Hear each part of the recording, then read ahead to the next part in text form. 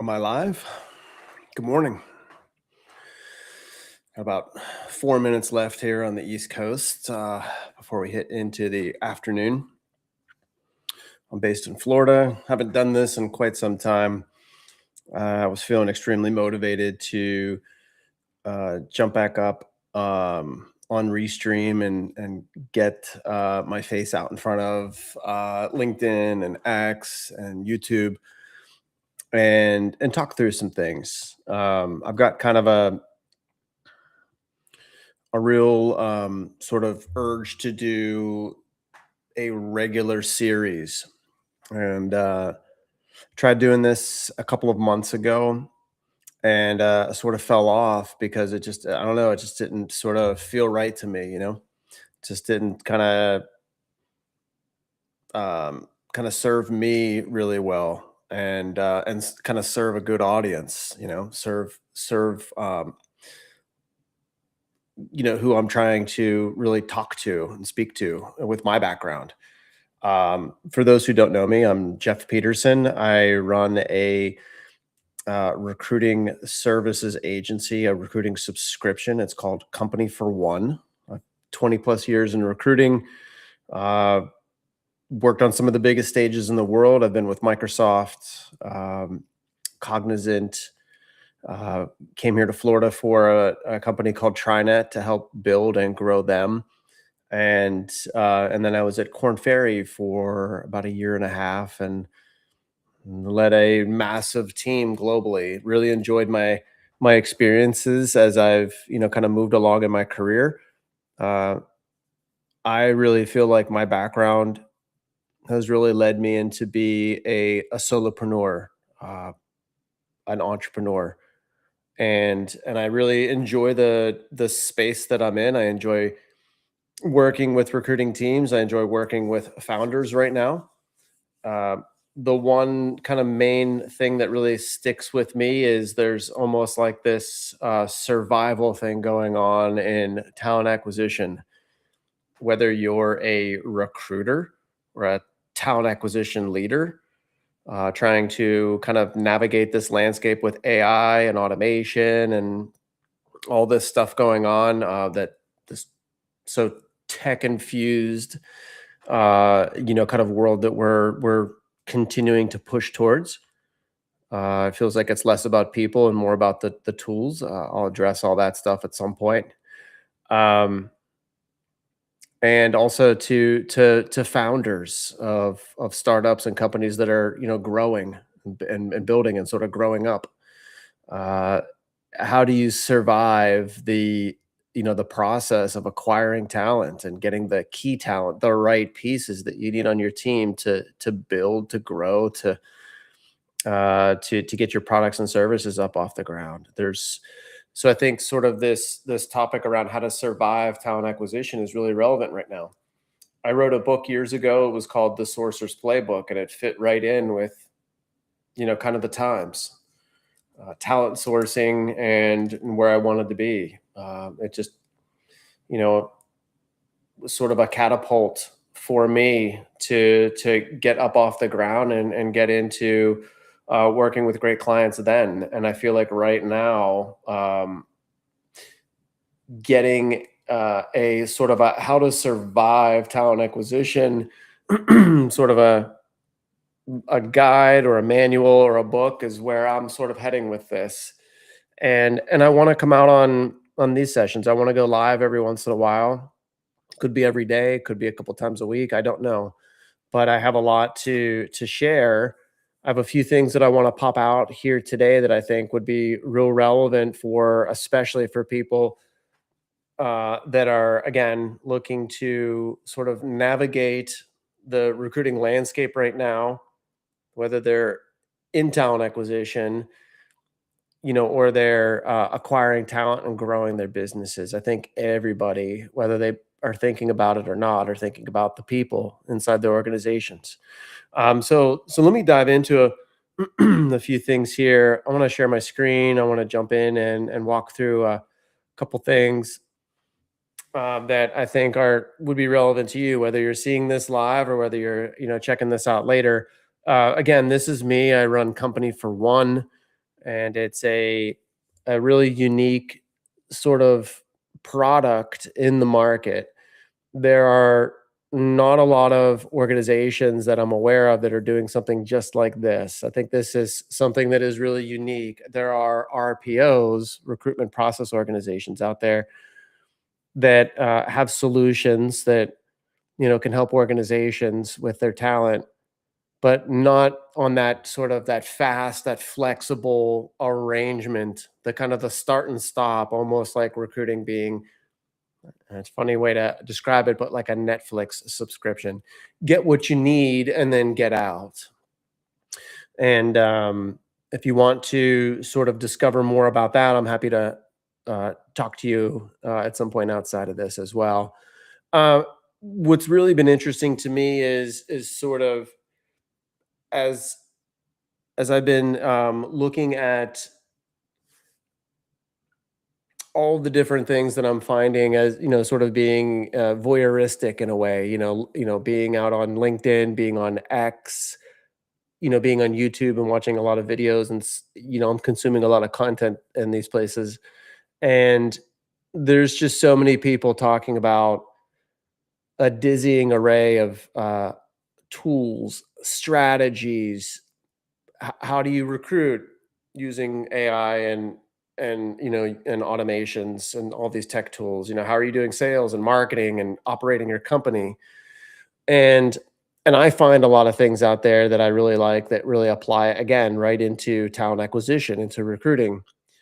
I I tried bookmarking things, whether that's in my browser or bookmarking or saving on X, on LinkedIn, on these different platforms.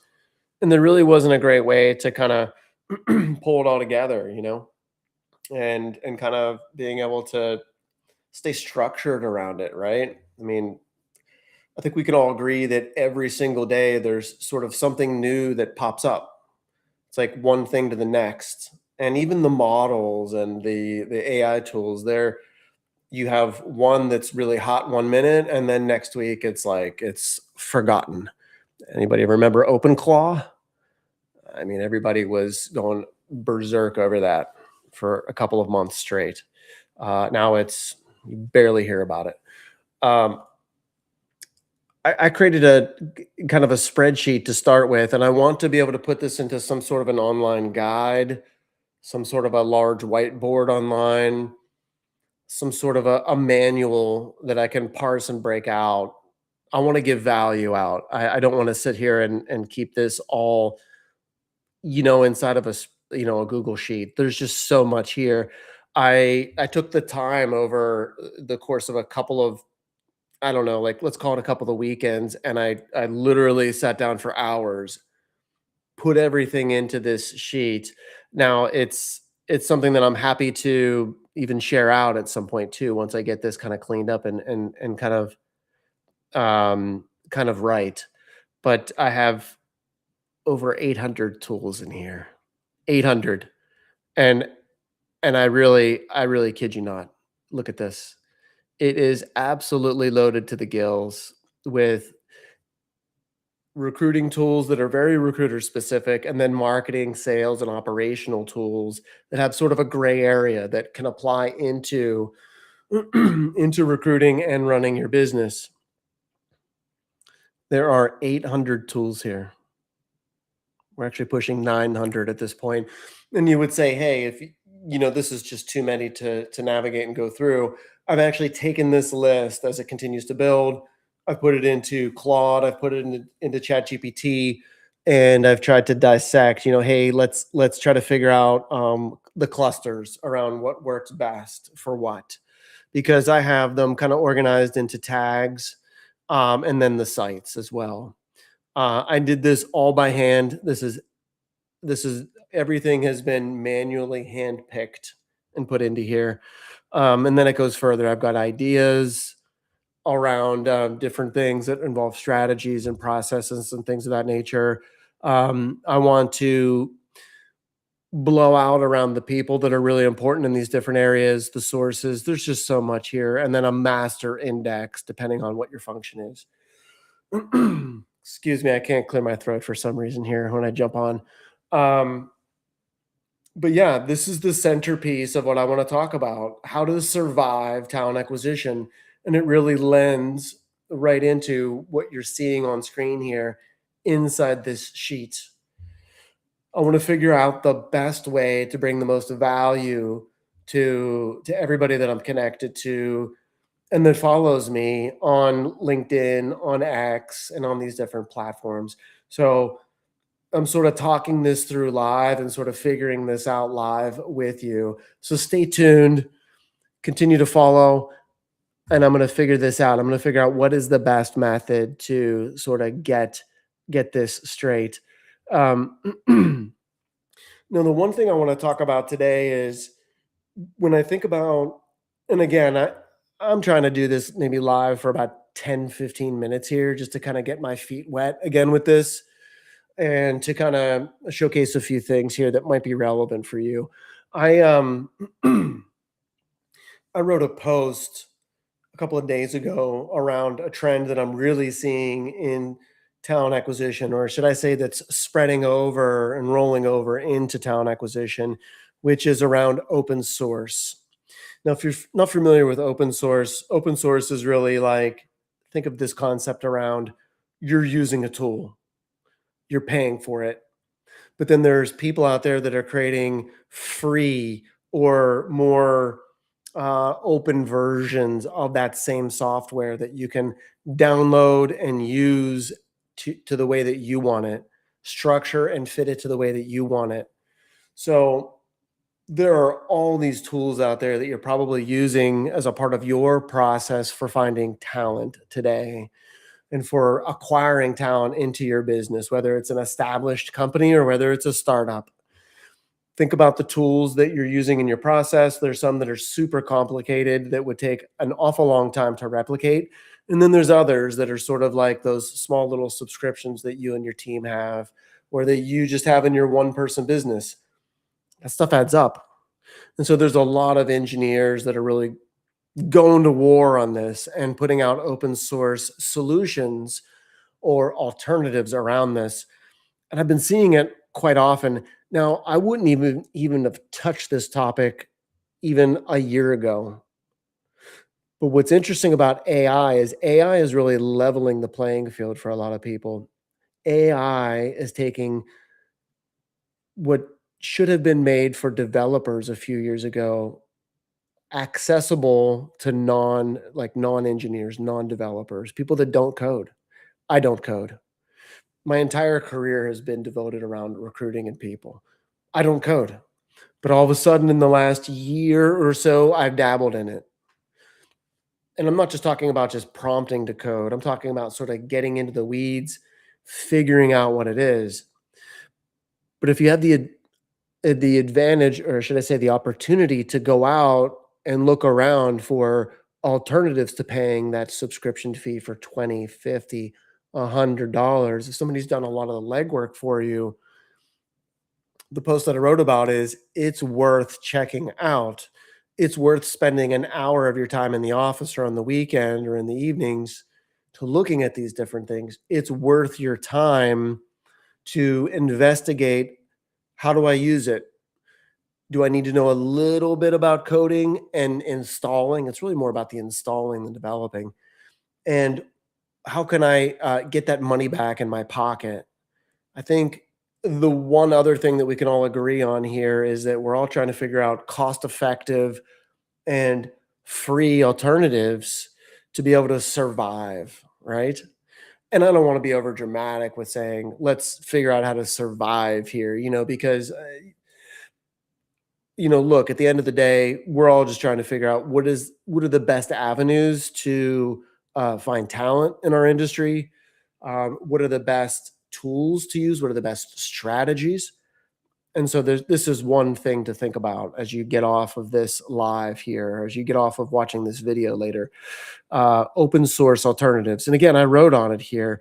I was touching on the fact that people are looking at solutions for Granola, for Whisperflow, for all these different tools that you may be kind of tapping into.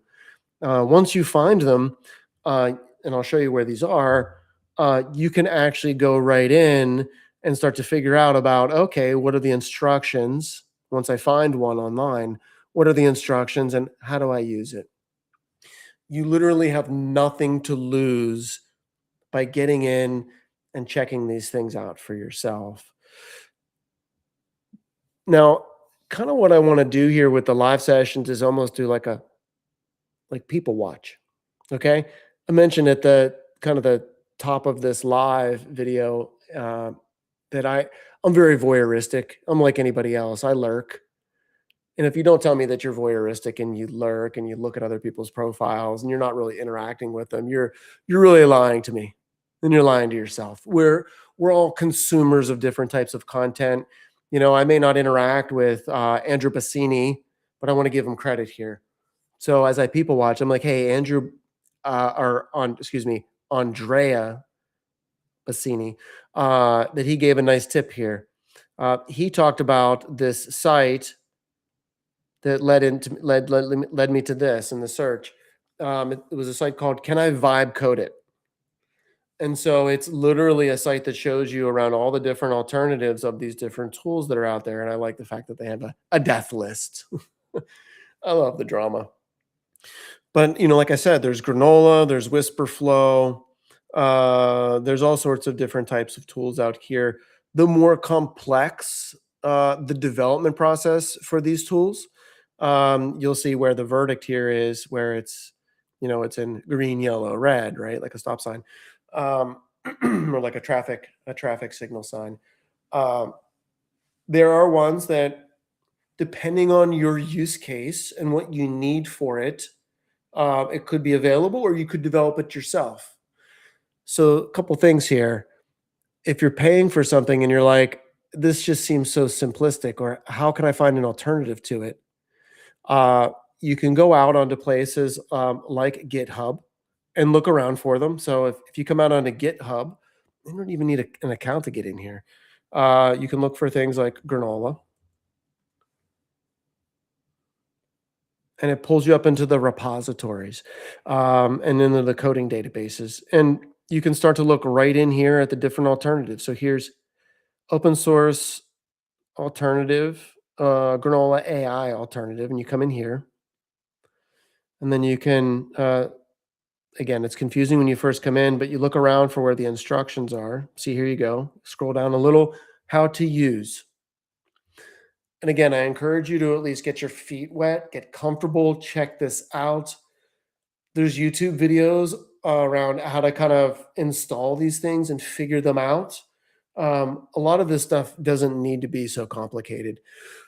Think of yourself as almost like a coder nowadays, and you almost need to think in those terms like, hey, you're a part time engineer and coder these days. You're not just a recruiter. And if you think in terms like that, then you're going to be better off. Excuse me a sec. My apologies. Um, sort of getting over something, congestion, but I definitely wanted to come live. Um, there was another site too that wanted to pop up. Brandon Says, same kind of theory, or same kind of setup here. Uh, this site is where they're talking about the tools that exist. So like Notion, and then what's an alternative for it? They have AppFlowy listed here, and then they give sort of a verdict around it, and then what you could save per month or save per user. They go down through a long list here. I mean, there's just a ton of them. They give one an alternative for Loom, switching from Loom to a tool called Cap. They give another one Typeform and switching over to one called Formbricks. And I'm not as familiar with some of these. I'm familiar with Typeform and Loom, but I'm not familiar with the alternatives. But there's just a ton of things to kind of explore here as you're sort of, again, learning how to survive, and think about how do I kind of extend my dollars, every month to be able to work with some alternative solutions for myself. And if you go past all, just open source solutions, I wanted to, kind of show you how my mind works a little bit around, you know, consuming content and sort of with that eye around talent acquisition.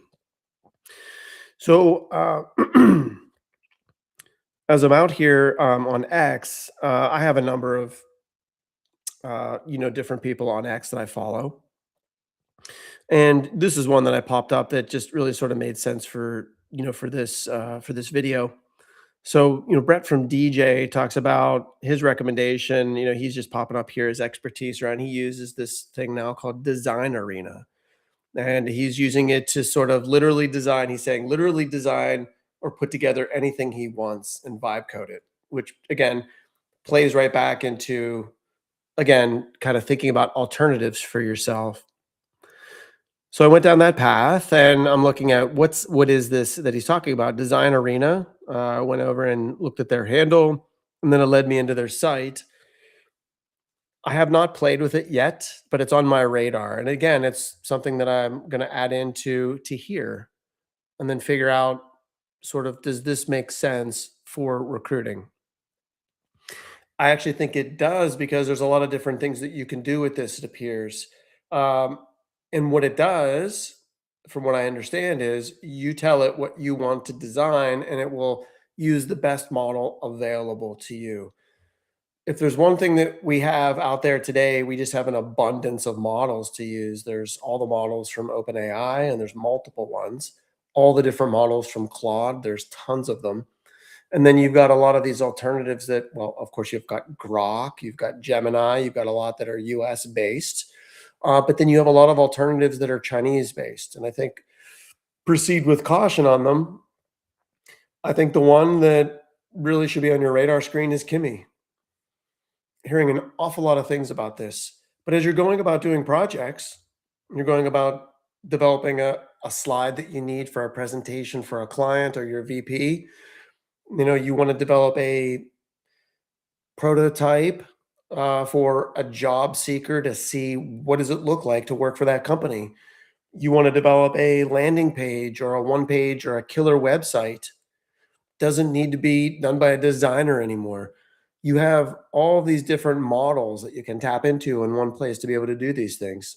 So I think that this is one thing that you want to keep on your radar, this Design Arena, something that I will be checking out. And I'll also say too that I found with AI is you don't need to keep opening up your wallet or opening up your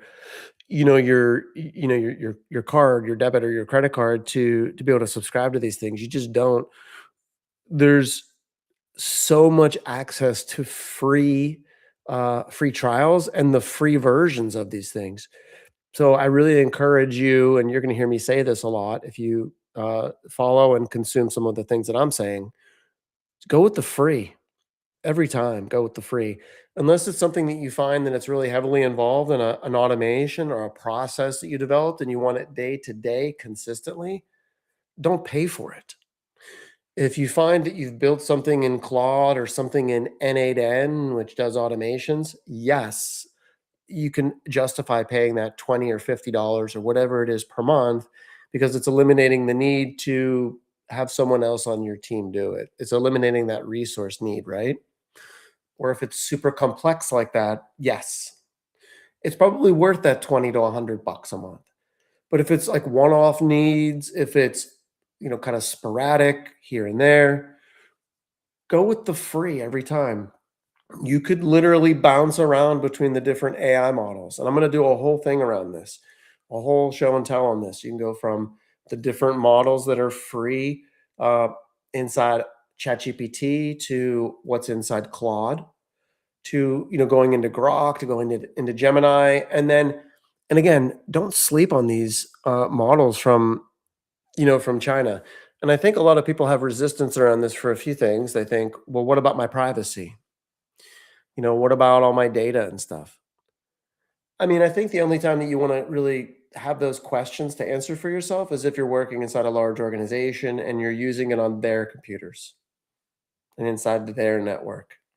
Then yeah, I mean, you're going to want to see legally like what are the rules and the laws that apply inside that company. But if you're on your own and you're an independent, and heck, even if you are working for a big company and you can get approval for it, I mean, let's be honest here. What are you trying to keep private?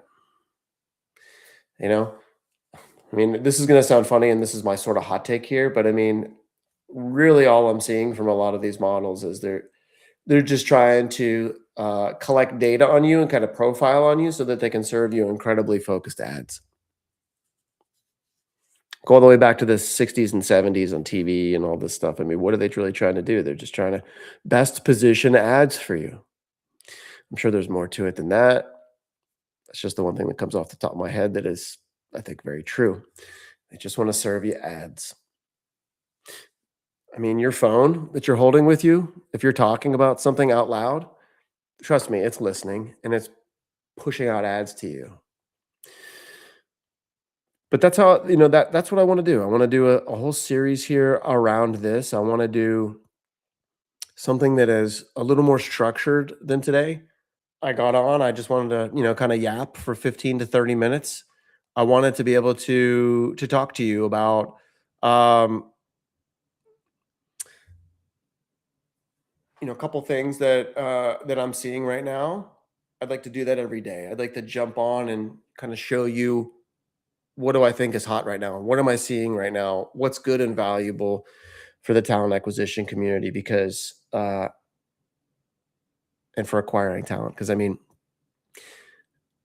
if you really think about it, not to be dramatic, but yeah, how to survive talent acquisition really plays here. I think it really does. I think that in the end, I think we're all trying to kind of figure out how to work the best we can. And I think that as more and more people kind of think through that lens of being either a solopreneur or that they feel like they have that entrepreneurial kind of role inside of a big organization, their role is almost treated like a company of one, or that their team is like a team of one, siloed.